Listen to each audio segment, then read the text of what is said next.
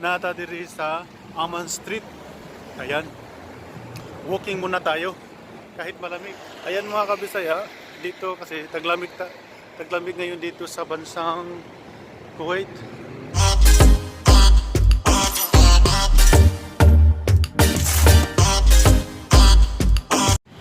Hello mga kabisaya, welcome back to my YouTube channel. And for today's video,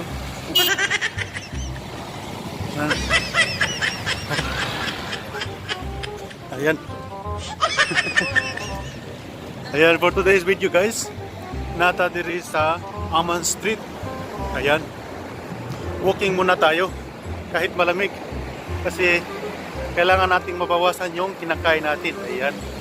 Para iwas HB. Ayun. Ayan, sa mga hindi pa dyan nakapag-subscribe, please don't forget to subscribe and click the notification bell para ma-update kayo sa aking mga new videos.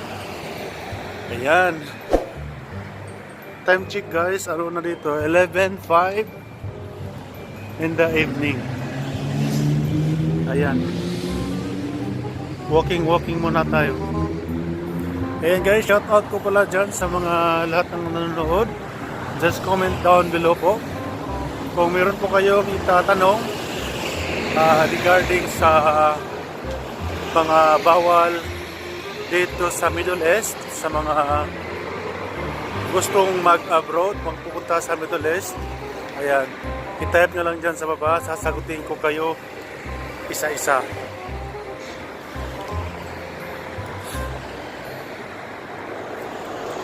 Ayan mga kabisaya, dito kasi taglamig ngayon dito sa bansang Kuwait. Ayan.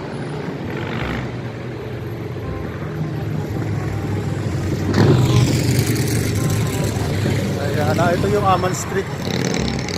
Ayan, papunta tayo doon sa Sultan Center para bibili din tayo ng kunting groceries kasi naubusan na tayo ng pagkain. Mas maganda yung marami tayong naka-save na pagkain para just in case galing sa trabaho diretso na tayo loto. Ayan.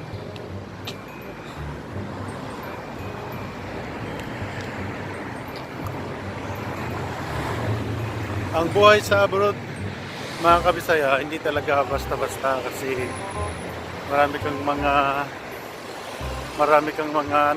family activities na mami-miss out. Pero worth it din naman kasi at least nakatulong ka din sa pamilya mo sa mga needs nila.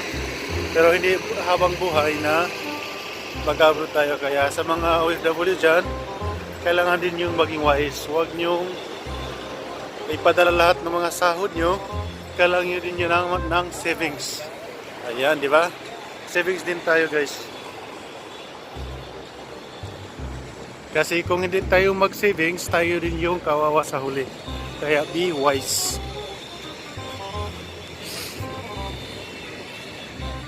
Yan, thank you so much guys for watching. See you to my next vlog. Bye bye. Peace.